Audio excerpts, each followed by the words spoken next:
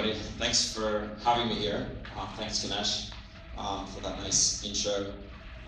It's always a little challenging, something so subjective as taste or style or design.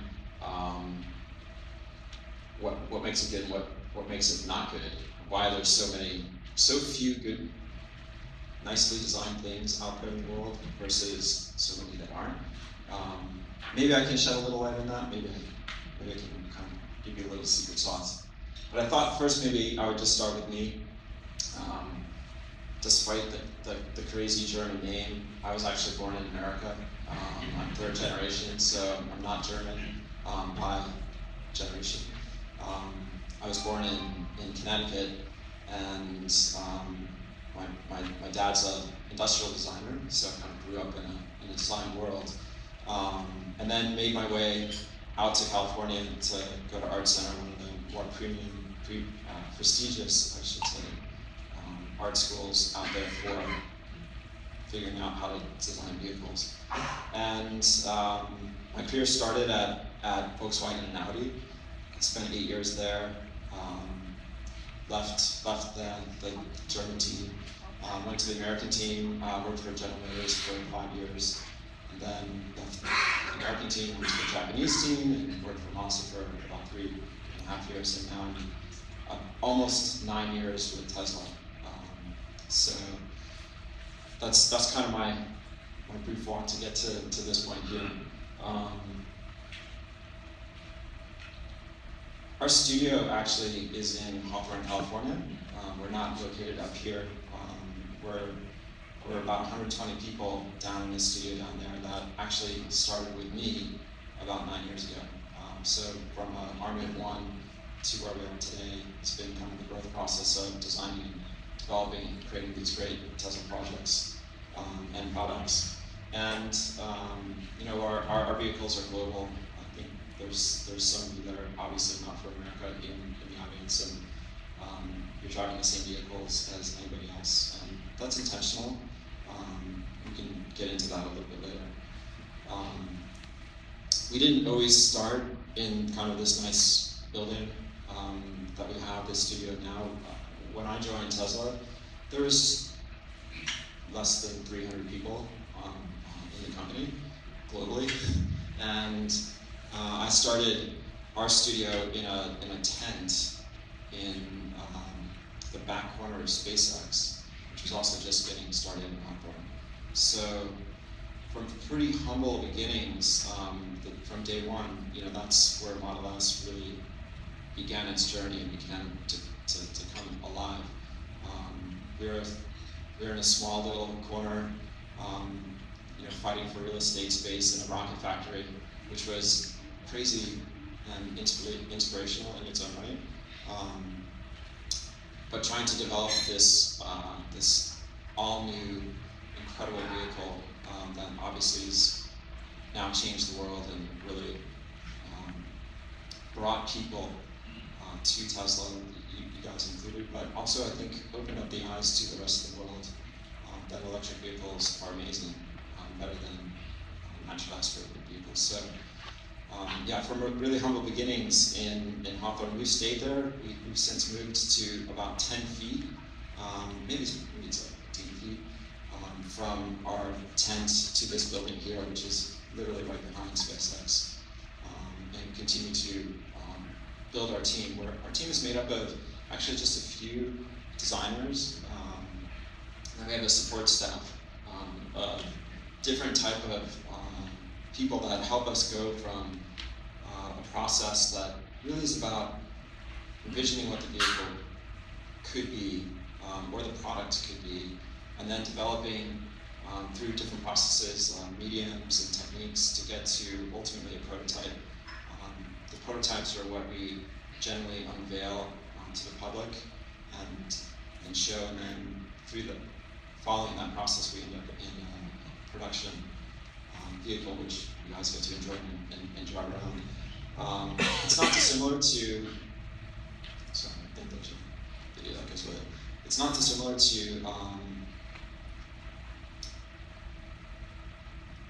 I think, you know, any kind of creative process, we really go from the idea stage and then figure out ways to envision what this idea is, and then develop it through, like I said, a bunch of different medium. And we're using digital processes, we use VR quite a bit now, where we're working and designing in a visual environment in these headsets, so we can really take data and visualize what the vehicle's going to be or what the product's going to be without actually ever building it.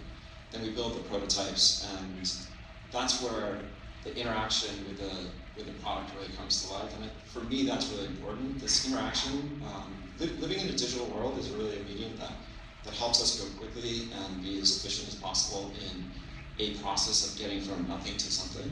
At the end of the day, the product lives and breathes, and you touch it, you're inside of it, and it's really important that those aspects aren't lost. It's not a video game.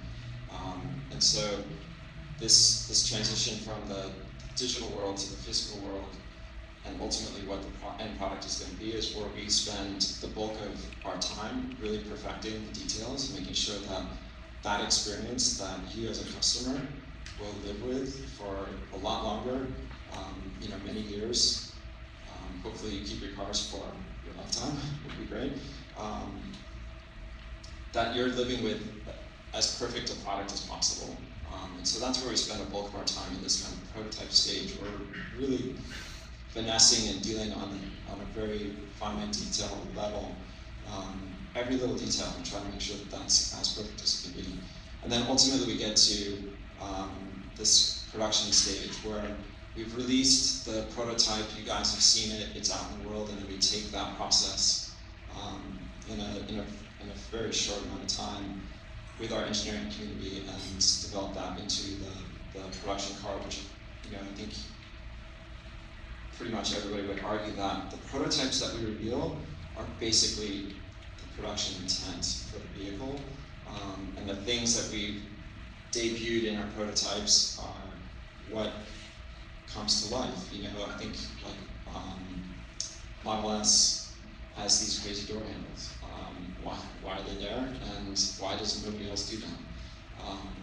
Things like that are ideas that we have in the very initial stage.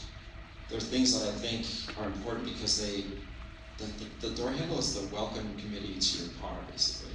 And it should put a smile on your face and get you prepared for the experience you're about to have in this new, incredibly amazing vehicle. And at that early stage, I thought, that as you approach your car, you should just have this you should get ready for this experience, and it should kind of put a smile on your face and give you a warm, fuzzy feeling. Your car is talking back to you, it recognizes that you're there. And then when they're not needed, they go away, and they're nice and quiet. So there's an aero kind of element to it as well, an engineering element, but that touch point and that kind of expression and feeling we thought was important enough to go through the hurdles to actually engineer and develop and bring that idea into production. And to this day, I think that's probably one of when people ask me questions about the car, that one is still like one of their favorite elements about the vehicle. And I think it's simply because it gives you this feeling like the car's a little bit alive. It knows when you're there and welcomes you and gets you ready for your journey. So those are important points as well. I think the slides are kind of going all over the place, but I'll try to get back on track here. We get our inspiration from a lot of different ideas, and that's also a question I get quite a bit is, where does inspiration come from? What do you do with it? Well, is it important? What does it do? The inspiration for Model S was really figuring out how to take this efficient idea of an amazing propulsion system, this electric propulsion system, and the great architecture that it afforded, and turn that into a beautiful sculpture. And as I was in the early days, this is 2008, I'm thinking about this. It's day one in Tesla. Like, how do we make this amazing vehicle? The thing that kept coming back to my mind is, well, athletes are tuned for efficiency. Everything that they do in their life is really about being the most efficient they can be in whatever sport they're in. And their training regimen, what they eat, how they sleep, all these things end up resulting in their ability to be successful and win, and sometimes win at all costs. And the result of that is generally a physique that they have attained, not necessarily because that's what they're looking for. Some people try that, of course, but they're trying to get to this kind of win situation. And so my thought was around the same thing, like if our goal is to make the most efficient vehicle, and have a visual language that represents this idea of efficiency, then this athlete is kind of doing the same thing. The language of the car should feel athletic and lithe and lean and be the resultant of that type of a thinking. So the inspiration for Model S really came around this idea of the athlete. I was into cycling at the time, and so this idea of kind of the human body and the shoulders and the hips and the kind of sinewy, light muscle mass that comes from a finely tuned athlete is what I try to transpose into the language of the vehicle. And I think there's some good similarities there.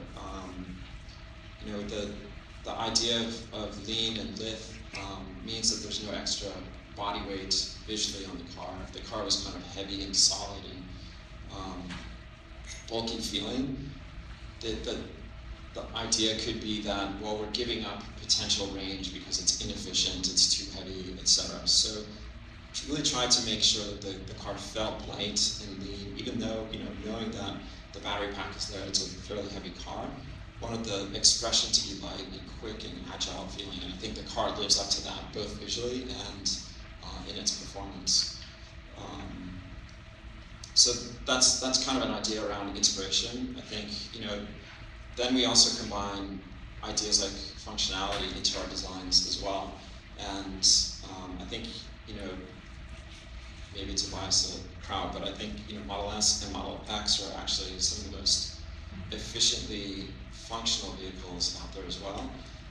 And so we combine innovation and this idea of functionality to create, cool, clever ideas that solve the problems. One example is the Falcon doors. Like, why are there Falcon doors on Model X? That's one really, driving back and really modeled around this idea of access into the vehicle. We sat and looked, when we were first developing and trying to come up with what is Model X and how do we make it great, how do we make it better than, or how do we take all the inefficiencies that we see out there in vehicles and turn that into something positive and create a better product. And one of the things that we saw in a bigger SUV type vehicle, whether it's a van or an SUV, is just access into the vehicle, access into the second and third rows is really a problem. And it really came down to, there's no easy way to get into this kind of rear space. A sliding door works, but the sliding door is big and it blocks a lot of the access into the vehicle. You still have to climb over, seats to get in the third row if you have kids in there, etc. Doors, bigger doors swing out. You can't open them in parking lots. So we kind of went through all these issues that exist that have become kind of the known paradigm, and thought, well, there's an opportunity to do something better and make it a more efficient vehicle and make it more functional, make the car really easier to access these things. And that's where the Falcon door was born. It was born out of that idea of making life easier to deal with when you're trying to deal with kids and grandparents and stuff to go in the back of the car, and giving you unparalleled access into that. And many of you probably have a Model X. I have one. Dealing with my kids in the rear seat is so much easier. Buckling them into seats, etc. Getting into the third row seat is great. So,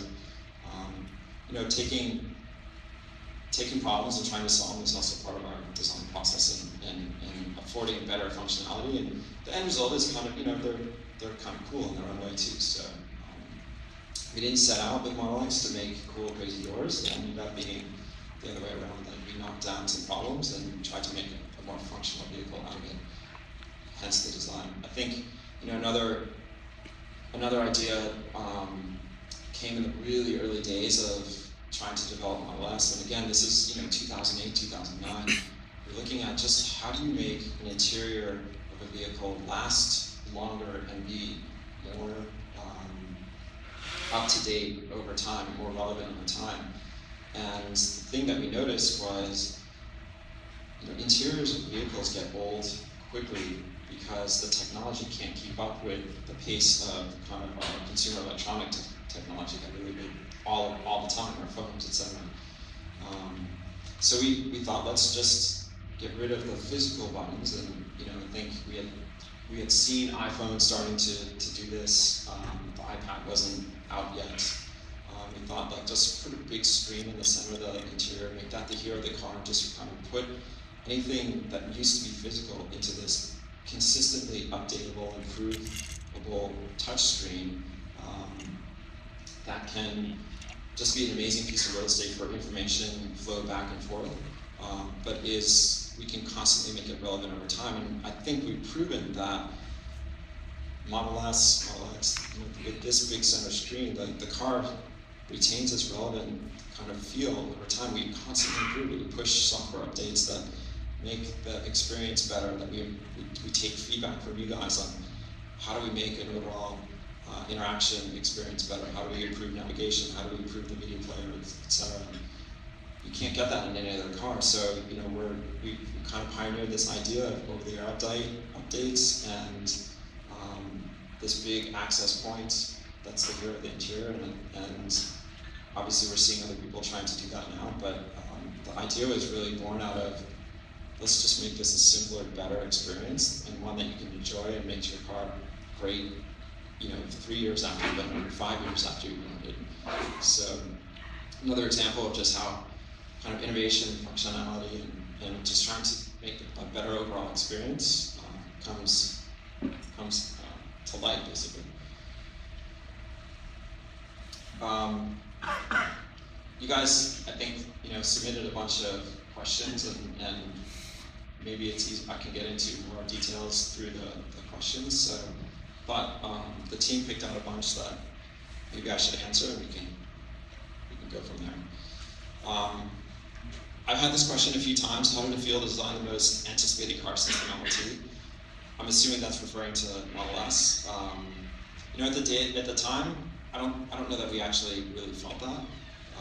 When I started at Tesla, we didn't even have the Roadster on the road yet. And first of all, people thought I was crazy for leaving a fairly decent career and jumping into a company that didn't even have a product on the road yet. But there was a belief there was an idea that I could really grasp onto. And I don't think I ever approached the idea of designing Model S as the most anticipated car. I think it was an opportunity to make an amazing vehicle, and I don't know anybody that wouldn't want to jump on that opportunity to really kind of take this brand new architecture that I saw from the inside could really change people's lives and make a better overall life and lifestyle, and make a beautiful product out of that. So that was kind of my approach. I didn't feel the pressure of it until we needed it to be a success. And you guys were the ones who made it successful, so thank you. I think if it's not for you guys, then I wouldn't be up here being able to continue to talk about great products that we've worked on and are continuing to work on. So while there was pressure because we had to hit a home run, we had to hit a grand slam with this product, for me it was, look, this is a great opportunity, and I can't squander it. Let's take everything I've learned from my other experiences, jettison all the old bad ideas, and just make a great design product out of it. So hopefully that answers that question. How did you design Model S and Model X to be the safest cars in the world? Well, that's not just a design question, that's an overall principle that we have at Tesla. I think, the thing that we want to make sure is that everything that we do creates a safe product. The challenge in the automotive industry is combining all these ideas, the engineering principles, the functionality, the aesthetics, the beauty, the manufacturing process into basically a transportation device that carries people around and needs to do it safely. So I think at the core of our hearts and our principles at Tesla is really based around safety. So we approach everything safety first. We want to make sure that we're putting out 5-star rated vehicles, and from there we start to work this process of a very intense communication process that happens between engineers, manufacturing, and design to take these challenges and turn them into something beautiful.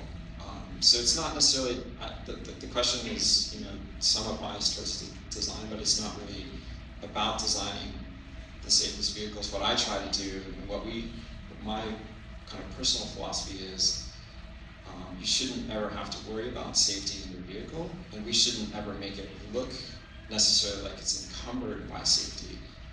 You should know that it's the safest vehicle, and you should be able to enjoy the other attributes of the vehicle and make that a beautiful experience. So my job is actually to make it not look necessarily safe, but to make it look beautiful, but knowing that there's an underlying safety element in there. So kind of a paradox, but that's how we approach it.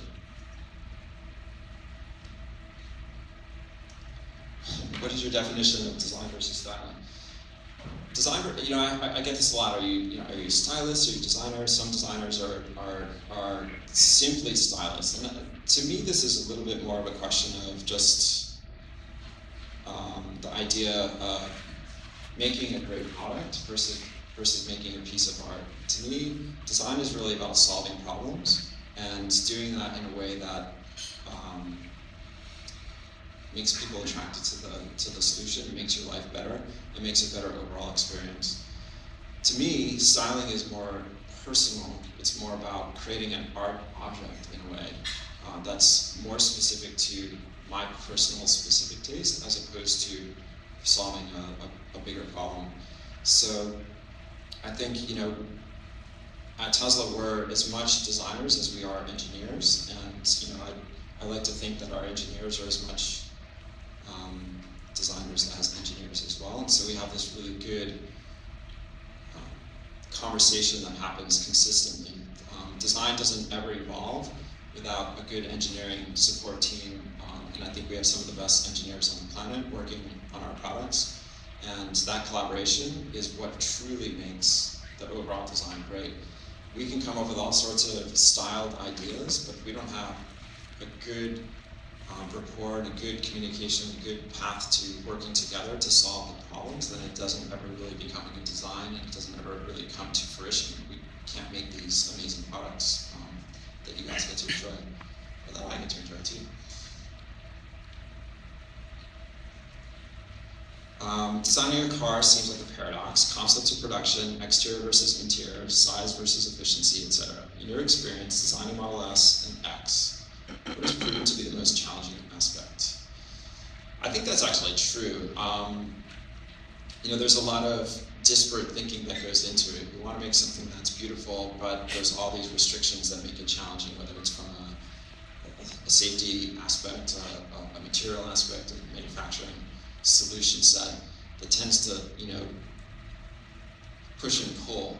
I think in general, the most challenging aspect at a higher level has really been that making sure that we have that good communication between the designer and engineer to solve the problem and do it in an efficient and beautiful aesthetic.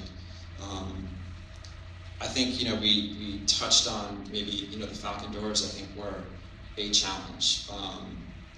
We had this idea about getting great access into the second and third row. We came up with the idea to move the doors up and out of the way. But how were we going to accomplish that? And how do we do that in a graceful and beautiful way? And I think, that was an incredible challenge. It seems like a simple idea, just move the doors out of the way. But how do you actually accomplish that and make that reliable, consistent, and great experience over time? I think that one's still somewhat evolving, and I think we're continuing to get better at that. But I think the concept is actually really, it's a beautiful concept, and I think it actually solves the problem. And it just took diligence and effort and time back and forth to come up with the ultimate solutions between the different teams working on it. Sometimes I think of my job as a little bit like the conductor of an orchestra. We've got all sorts of different kind of inputs coming in, and my job is to try to pull them all together. We have different.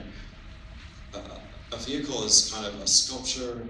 It's a building in a way. People live inside of it. We spend a lot of time inside of it. It's furniture. It's graphic design. It's product design. It's got material design and innovation in it. So kind of pulling all these different methods and materials and ideas together into a holistic, beautiful thing is kind of like conducting this orchestra. So that's kind of what I feel my job in a way is, to make sure that all the different discordant notes turn into beautiful harmony and ultimately a beautiful product.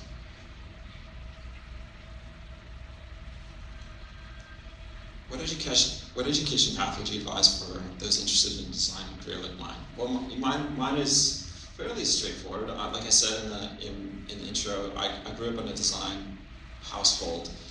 I think in a way that set me up for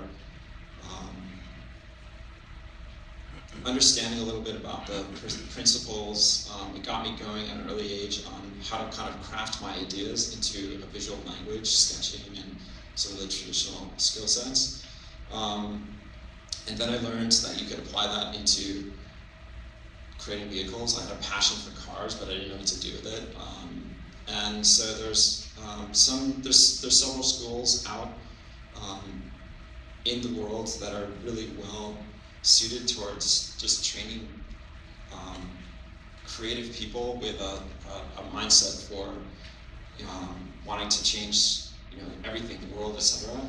And my suggestion would be to go to Art Center, Academy of Art, Center for Creative Studies in Detroit, Royal Art College in London. There's a school in Fort Sac. There's schools around. And then I think practical application of the things you're learning. Those schools are great at doing internships. The internships, we take interns in our studio. It's a great chance for students to interact with real life. It's one thing to learn something in a university, but I think the practical application of that is where you really grow and learn and how to apply that. And do as many internships as you can. Get out there and get that practical kind of career advice from people that are solving real problems all around you all the time, and get injected into them. And then it's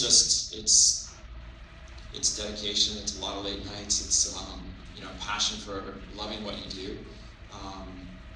And if you don't love being creative and love trying to solve problems and trying to make people's lives better, then it's probably not a good career path for you. So you have to have that kind of innate sense of just really wanting to make an impact and make a positive impact in people's lives.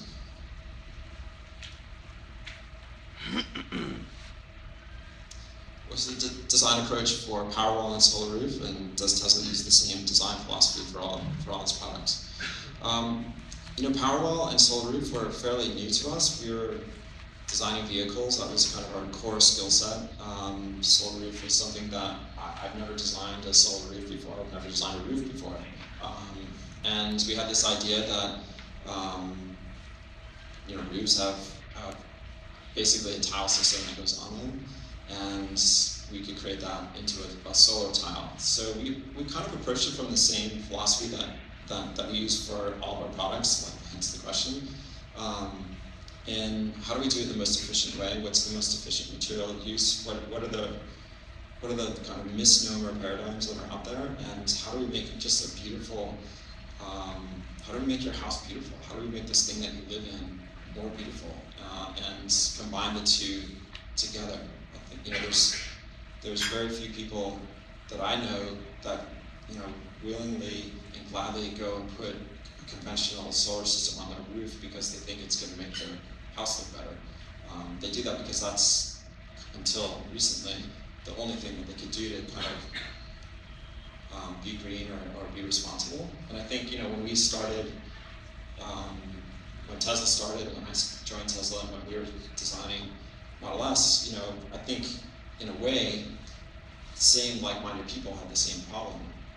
They wanted to be responsible, they wanted to be green, off-grid, efficient, but their transportation choices at the time were pretty soulless. You had a Prius, I think, was the only option we could get for being kind of that minded and putting that into transportation. So we saw that opportunity to change it. So our approach is, for everything, is really around efficiency. How do we make the best overall package, get the best energy density into your product, and create a beautiful aesthetic that you feel proud of owning. Powerwall could just be a lump of batteries that you kind of put somewhere, but we wanted to make it something you could be proud of showcasing or having in your garage or on the side of your house or wherever you end up putting Powerwall, and something that just continued to speak about why Tesla is different, because we care about all the details, we care about how it affects you and how it affects your character and how it affects your life in a way. And it should be beautiful. It should be, it should improve your life. It should make you happier. It should make you proud. It should make you want to show it off or have people recognize it, and you're interacting with them, and they get involved as well. And it starts the snowball effect of kind of the virality idea in general, where more and more people get involved in something really great. So I think the philosophy is basically the same.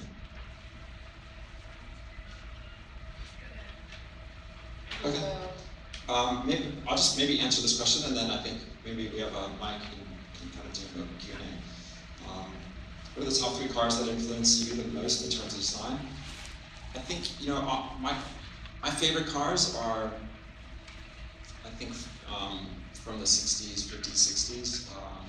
Some of them are fairly unattainable now in terms of price point, but they're still the cars that I think I was most influenced and still look at as beautiful objects. Ferrari 250 GTO, Porsche RSK and 356, Jaguar E-Type. They're all like incredibly clean, minimalistic in their own way, and just kind of beautiful objects of art. Yet they're performance vehicles.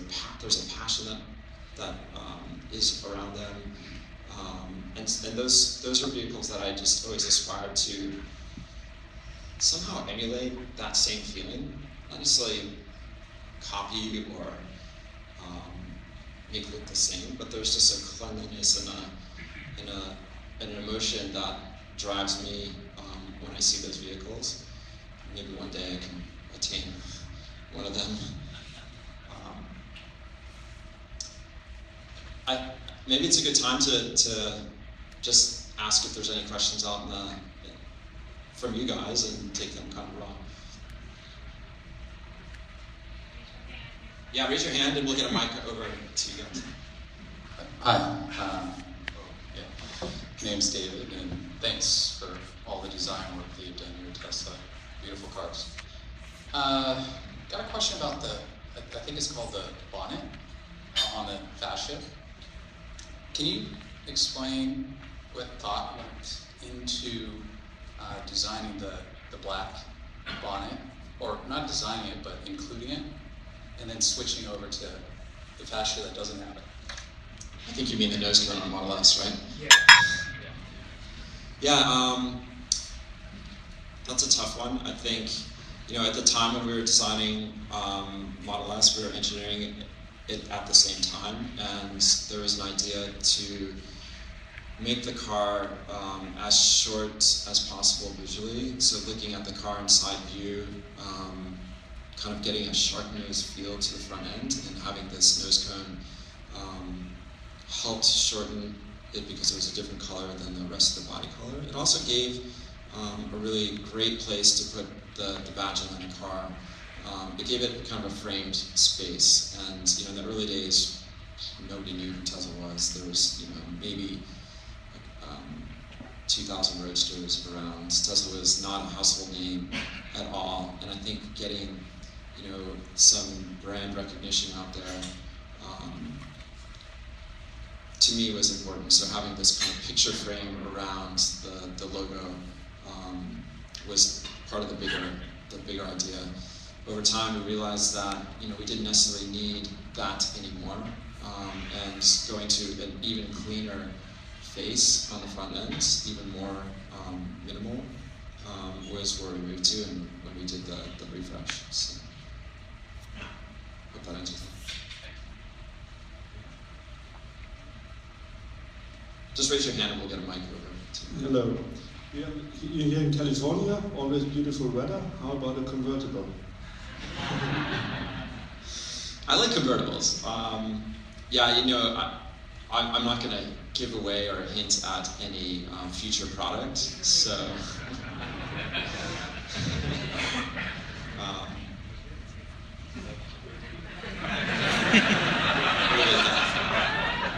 That's a good non-answer. First, I want to say thanks, Franz, for doing this. We really appreciate it. I have a question about Model 3. First, I want to say you guys have nailed the design on that. It's truly drop-dead gorgeous.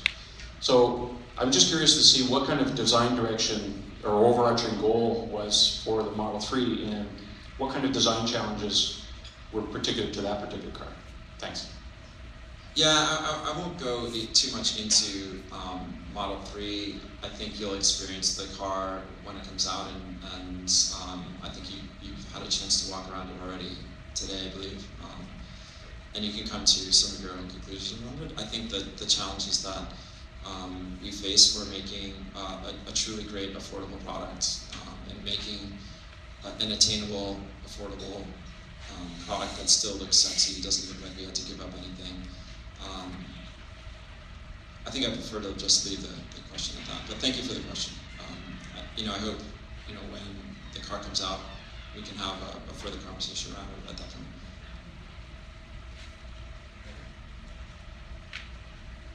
I'm a truck girl. When's the truck come back? Did you read Elon's tweet? Did you read Elon's tweet about the truck? No. Check his Twitter account. All right.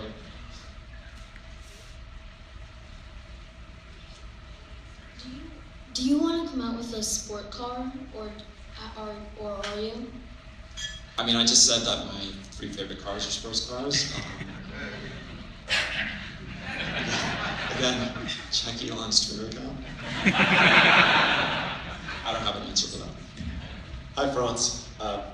My question is, what was your favorite challenge to solve in designing the Model 3, and how is it a different process than designing the Model S?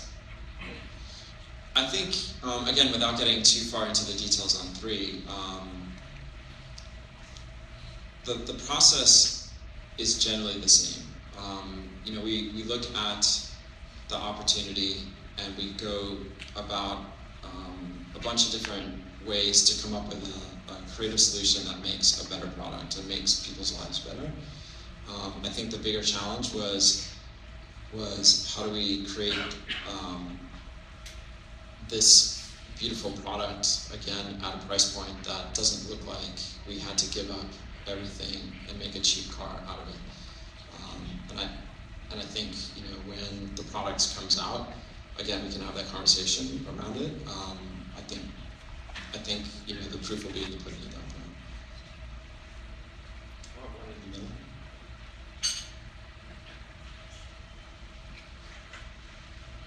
Hi, thank you for all the work you've done. I'm curious, as the energy density goes up in batteries, are you going to think about reducing efficiency for space, for functionality? or will you continue to pursue efficiency and range for a while? Yeah, no, I think that's a good question.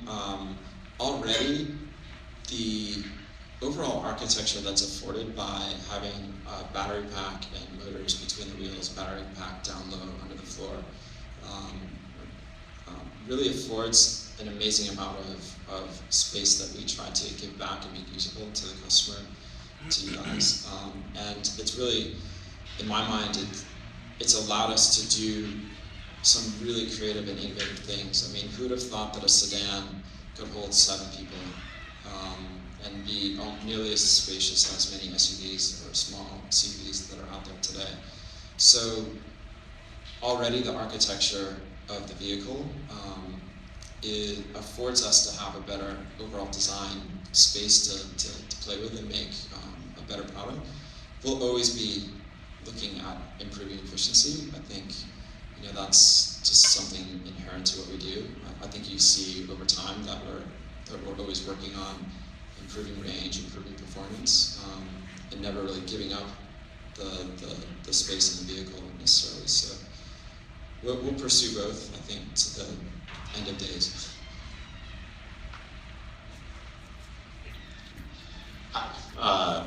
Just a quick question on, I know we talked about 120 people on your team. You're the designer. How much sharing, how many other people are contributing to either an area, or do you just have kind of are you in charge of the overall look when it's done? Are you delegating? How much are you delegating? Yeah, that's a good question. I think it's important to understand that Elon's a big factor in all the design and design decisions that are made at Tesla, and he and I have a good relationship. We work through problem solving and design solutions together. But there's thousands and thousands and thousands of these decisions to make all the time, and so we've got a team that's really built around an efficient process of going from the ideation phase of like, hey, we've got this cool idea, like let's go do this, to getting that onto the road. And there's a lot of nuts and bolts that goes on behind the scenes that nobody really is privy to or understands. And so we have we have a smaller team of designers that are empowered to make decisions as well. But it all filters up basically to ultimately the product. And like I said, as kind of the conductor in a way, pulling it all together and making sure it's coherent is what my job is. It doesn't mean that I'm not out there designing with my team as well. We have digital designers, we have digital visual designers that are working. We work in VR quite a bit. We have clay modelers. It's still a medium that we use because at the end of the day, the vehicles are a product that you interact with, and that's an important process of just understanding the three-dimensionality of a vehicle, both inside and out. We have fabricators. We build actually in our studio all the prototypes that you see, so that it's kind of vertically integrated from just like the rest of Tesla from beginning to end through the prototype phase. We do everything under one roof. That's again modeled around efficiency. And we do all sorts of trim and material development under our roof as well. So bringing all these kind of disparate thinking things together to create the product is basically why we have that many people. We do rapid prototyping. We create our tooling for one-off prototypes, etc. So there's quite a bit of skill sets that are matched around there. Again, I like to make sure that all the details, all the big picture and the small picture pieces are all singing harmoniously into that. So I try to be as involved as possible. And do you need any 49-year-old intern? Technically, you can't be an intern unless you're in school. So yes, if you're in school, yeah, sure.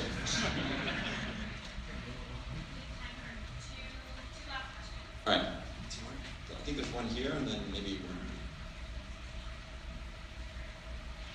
Keep your hand raised so we can find it. Hi, so glad to be here. All right, so as you have a pretty robust, traditional auto design background, can you contrast, Tesla's, integration with the engineering and manufacturing teams relative to the more traditional automakers? Do you have a special sauce with your integration of the engineering and manufacturing teams that you'd like to show off? Yeah, I mean, I think our special sauce is really communication. I think that's the one thing that I feel really helps us and enables us to be creative and come up with creative solutions through constant communication and interaction of the teams working together. I've come from backgrounds where designers have an idea, they're kind of, we used to call it throwing it over the fence to the engineers. The engineers would look at it, kind of debate about it, and then give something back that was horrific in terms of kind of any kind of visual identity or resembling anything of what we sent over. So you're kind of this mail process of sending things back and forth, and we totally knock that down, and we just sit next to each other, we walk by each other's desks and interact constantly. And I think that's afforded us just a better overall dialogue that happens.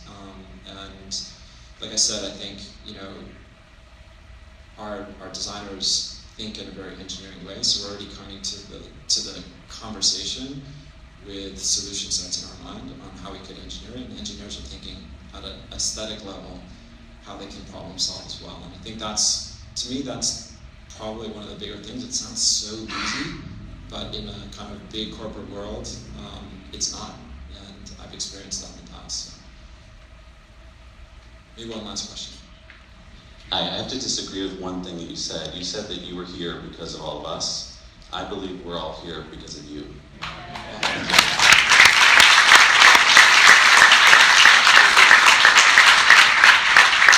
I'm a proud Model X owner. The Falcon Wing doors rock. And I just want to know, did your friends and family think that you were absolutely crazy when you decided to leave an award-winning career with all those other great car companies to come work for Tesla? Yeah, well, I disagree with you. Actually, you know, I wouldn't be here if you guys didn't, you know, get involved and really support our brand. And I think, you know, it takes a leap of faith sometimes to jump into something so new.